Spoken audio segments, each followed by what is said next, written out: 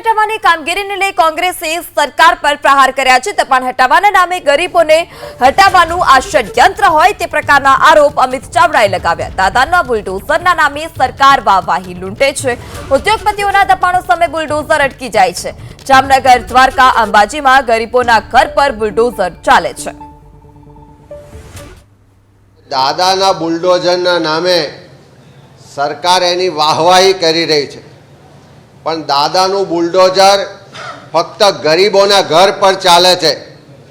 જ્યાં ઉદ્યોગપતિઓ આવે અને એનું દબાણ આવે ત્યાં જઈને દાદાનું બુલડોઝર એકદમ બંધ થઈ જાય છે।